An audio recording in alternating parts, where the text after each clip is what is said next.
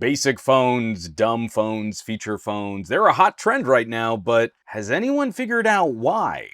Hey there, Gadget fans. I had a chance to sit down with Nicholas Rossman. Nicholas is the anti-fraud program director at MEF, but he's recently just published an industry article talking about this trend towards feature phones and dumber basic phones. He's been out there writing some editorials and doing some interviews, and I was happy he took some time just to chat with me. This is a topic that I've been following for over a decade, and it was interesting to see his thoughts from the industry side of this market. But really, that's enough of me explaining what we're going to talk about. You should just hear from Nicholas himself. There's definitely just something in the air. People are considering this, and it's interesting to me how this kind of comes in cycles. I do want us to jump in, but before we get started, Nicholas Rossman, I was hoping you could just kind of lay a little groundwork for us, what your work is at the Mobile Ecosystem Forum. I was about to say foundation. We were, back in the day, I think 15 or 16 years ago, we were the Mobile Entertainment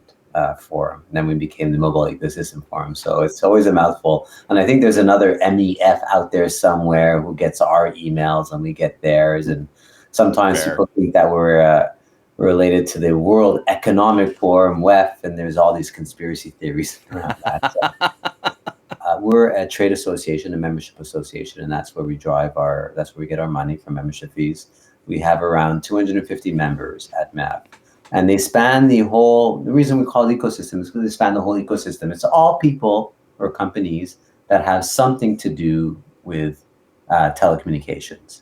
But it could be people on the content side who produce content, and it could be all the way up to operators and everything in between. And so we do a lot of advocacy on behalf of these members. We run a lot of working groups, and we do a lot of initiatives where members need to sort of work together to establish or to achieve a goal or an objective. We want to put together a best practice guide because there's a lot of confusion around X, right? Yeah. Can you help us put together this best practice guide? And then when we see some interesting things or developments taking place in the industry, we'll talk about it, blog about it, write about it. And so I think that's how you came across the article we wrote. We do a lot of reports as well, so we do a lot of insights. And that was another reason why we wrote the article. Maybe I'll just jump quickly into that. I'm not letting you ask any questions. Yeah, no, that's actually kind of perfect. You were absolutely right. There was this like little serendipity. I had just finished editing a video talking about minimalist phones. In my news feed, one of your articles on another site popped up, and then I got the press release from MEF. There is a vibe and there is a conversation that's kind of percolating at the edges of our digital use that people seem interested in this topic. And so what kind of brought MEF into publishing that article first and foremost? Tangentially, I think we were sort of aware of the trend because you're in the industry, you hear things. But what brought me to write the article is because we publish every year a consumer trust survey, and it measures across 17 different markets. It's quite involved. We have thousands of people respond to this survey, and it takes them an hour. There's tons of questions, so it's one of those really involved surveys. This year was an outlier, but up until this year, we are always seeing a decrease in trust in mobile technology. Interestingly, it shifts a lot among markets. In developed markets and Western markets, people just don't trust tech companies, right? And we see that trust eroding. And in like developing markets, there's sort of a balance. There's actually people trust the governments more and the tech companies less. But either way, so we were wondering, hey, is this trend around people moving to basic phones or feature phones due to the fact that people are wary about their privacy or wary about their security and are just saying, wait a second, I'm not sure I want to use my smartphone so much. This was speculative. There's as far as I know, I haven't seen any studies that actually do the causal relationship between that and trend.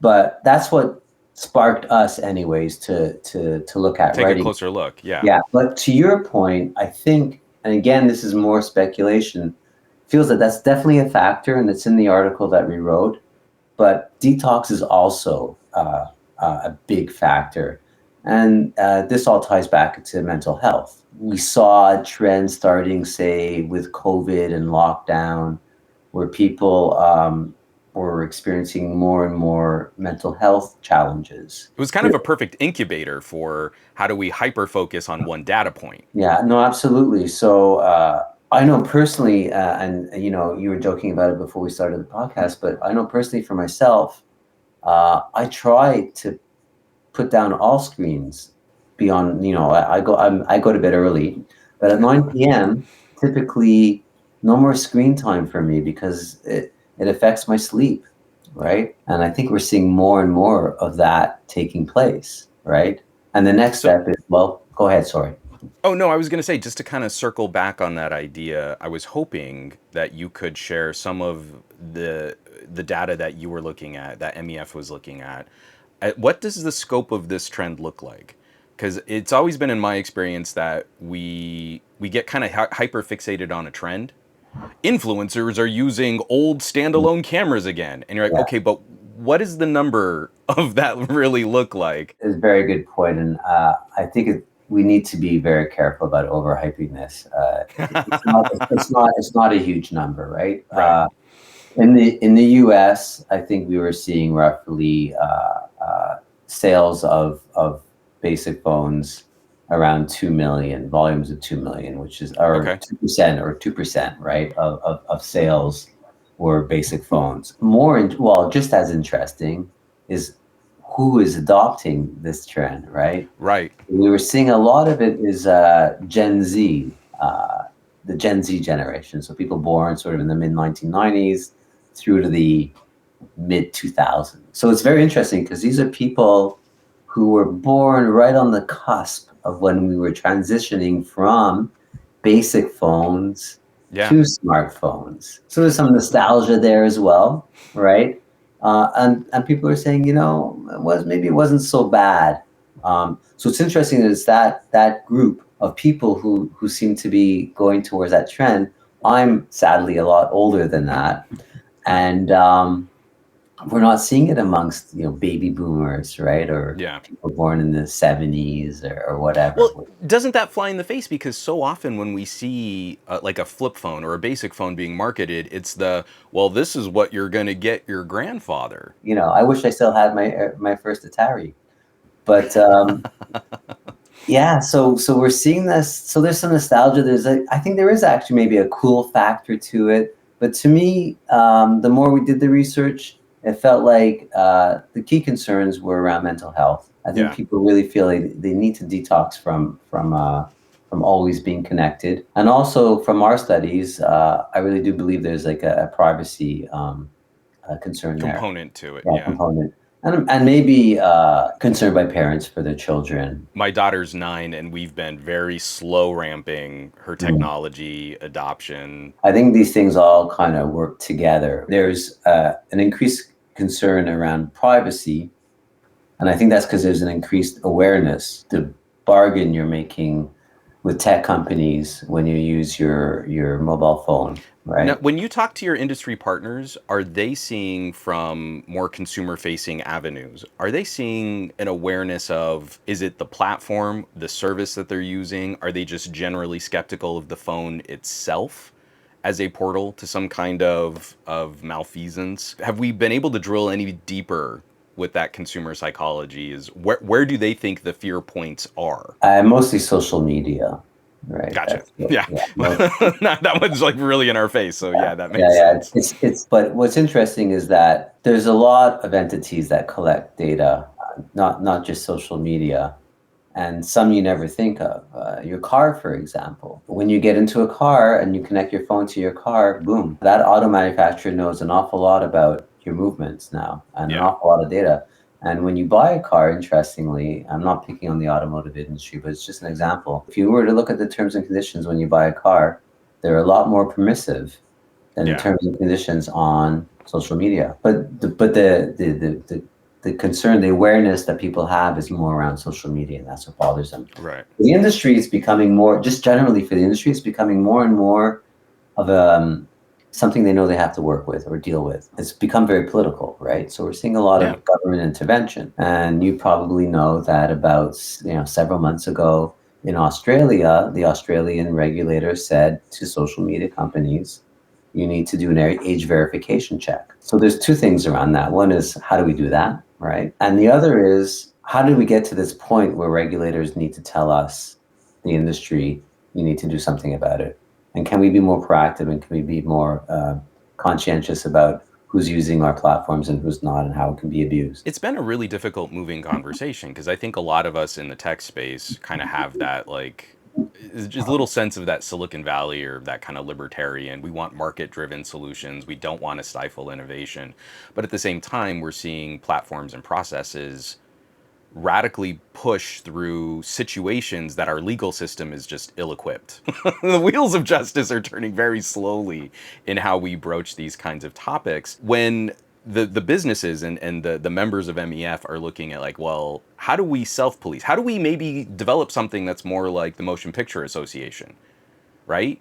If we can put ratings on our own products, then the government can't come in and say, this is acceptable and this isn't. We don't have that level of censorship. But that also means we've got to disclose, and we have to have a system, and we have to tell people what's appropriate for different users of different ages. Here in the UK, we've gone into a joint collaboration with the UK Home Office.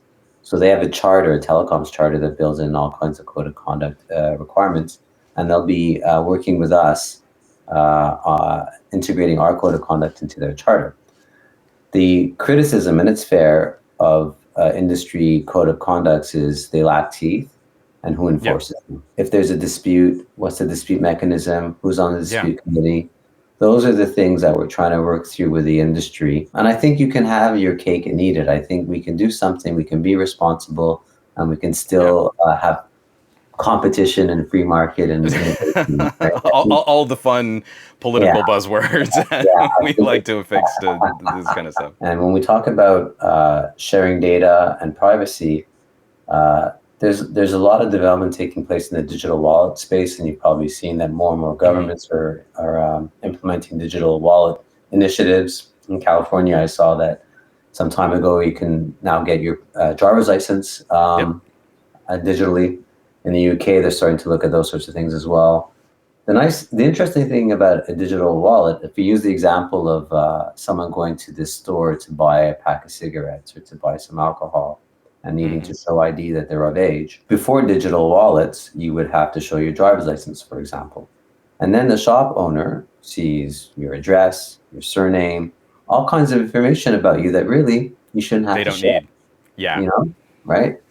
The nice thing about a digital wallet is it will say, am I of age or not? It doesn't even have to tell you the age. The information that is appropriate for this transaction has been verified. And I can choose as an individual, need to understand that my data is mine and I own it. And I'm going to choose what data I want to share.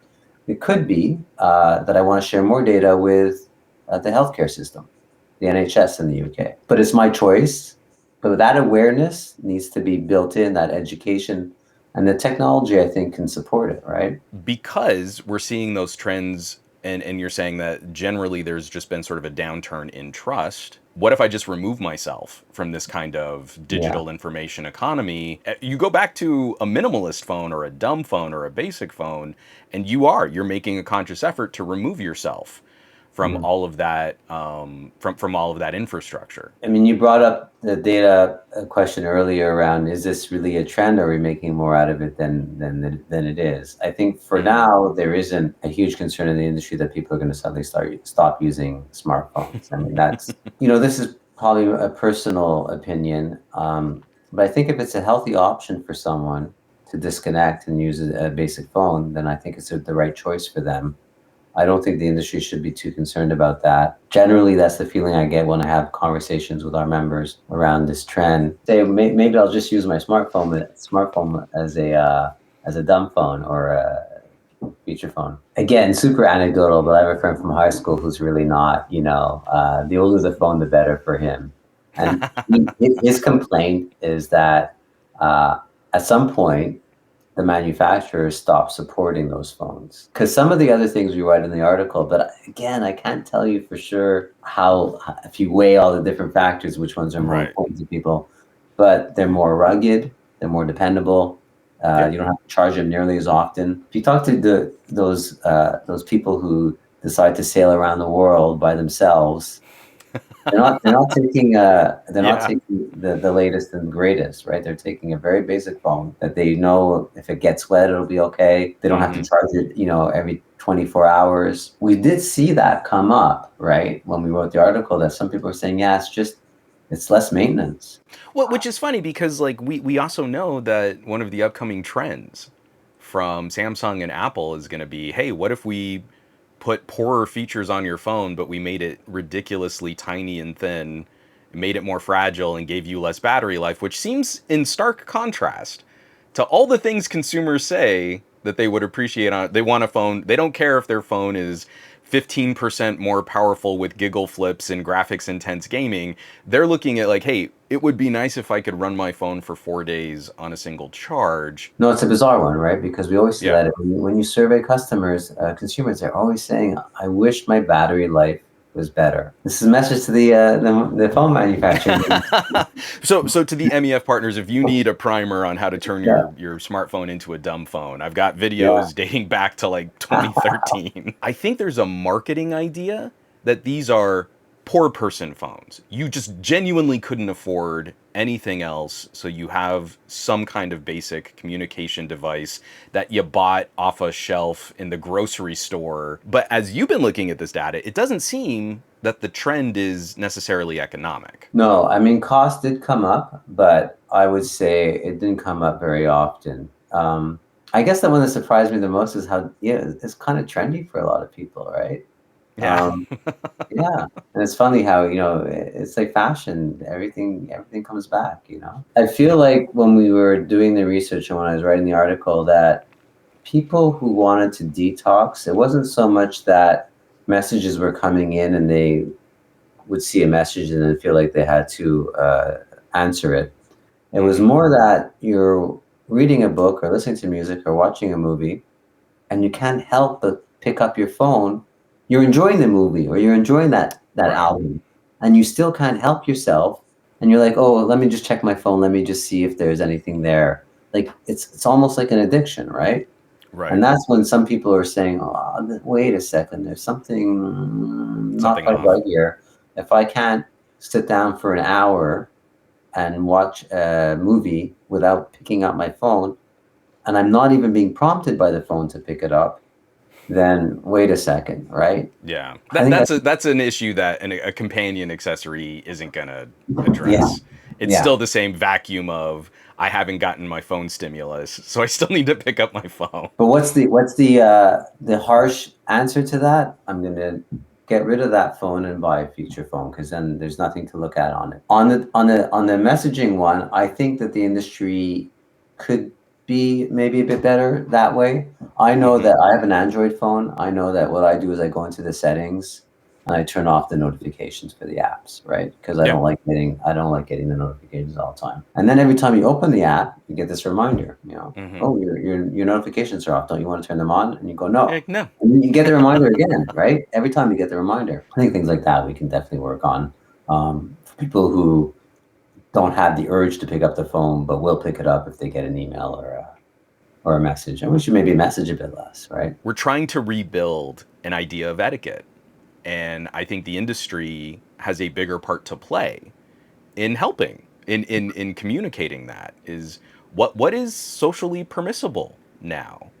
And I'll tell people like I've got a pair of glasses and I love them because I get information at eye level. I'll be in the middle of a conversation with someone about those glasses, telling them about that. They'll be complaining to me like, "Oh, well that would just be so distracting," while they are actively looking down to pick up Yeah. their phone to look at what's on their phone in the middle of our conversation about how distracting my glasses are. It seems like a giant technological social experiment that we've all been tinkering with our brains, and generationally we've been kind of passing this experiment down to younger and younger generations. And now I think it's the industry's time to step up and start saying there are other ways that we can come at some of these issues and provide tangible benefits to the consumer experience. What does responsible look like? What does using this responsibly resemble? The argument you need to make, and maybe it's an unfortunate argument, but you can make a bottom line revenue argument to companies if they don't see the moral argument. I think that's been one of the most infuriating aspects. Like the net neutrality debate was one that was I find horrific because we just keep batting this ping pong ball back and forth with every presidential administration. But in the absence of a loose federal standard, now we have every state defining their own net neutrality policies. And our company's really going to do 50 different versions of compliance. But we have exactly that conversation in MEF all the time. This challenge of multiple rules in different markets globally, if you're a global brand, is incredibly costly and not and inefficient. Look, I want to take a step back and just, people might get the impression that that the industry is a bunch of bandits, and they're not. I think most of the people I work with have their heart in the right place. Often the challenge is just aligning, right? It's hard. It's hard to collaborate when you have multiple voices in multiple markets. It's just often things take much longer than they ought to, and you need to be patient. It's my daily reality, right? I'm working with people based in Asia, people based in the US, people based in Europe. It can be a real challenge, but I do think a lot of people have their heart in the right place, and they want to make a healthy environment that brings value to everyone. I do honestly believe that. I just looked at the time and I want to be sort of respectful of your time. I'd like to wrap this up just with one last question. Now that you've gone through this, so MEF has been publishing this data. You've been out there, you've been talking about this topic. What do you see as a follow-up? What from this data might lead to some future conversations for you and for MEF? Well, for us, I think it'd be interesting to start actually tracking the volume of sales of feature phones. So we're going to start looking at that. I don't think anyone is really looking at the causations. So you and I we've speculated, and it's been fun. That's all we have. Correct. Yeah, it's been fun to speculate, but maybe we can put some data behind that. What the reasons are and what's driving this increased volume in sales, and that's the first step to addressing potential issues, right? Yeah. And to solving them. And we're talking about how we could maybe, I mentioned the survey at the start of the meeting. And so I think that would be an interesting next step for us to start compiling data and seeing if we can find any causality. Well, thank you so much for taking the time. And I know a lot of my audience is a bit more sort of consumer facing, literal like end users on these products. But if people were interested in maybe follow-ups. Yeah, I mean, it's mobileecosystemforum.com. And you go to our website, there's a email address there, a contact email address. You could email us. We're very responsive, I'm proud to say. And we'd be happy to speak to people if they reach out to us. So that's the best way. And are you looking for maybe study participants? Because my audience is pretty gadget savvy. So if anyone was interested in maybe one of these 1 hour surveys. Yeah, absolutely. Yeah. Excellent. Yeah. Well, thank you so much for taking the time. I'll put links in everything below in the description so that people can find more info. And I thank you again. I hope you'll have a lovely evening. Thank you too. Have a nice evening as well. Great meeting you.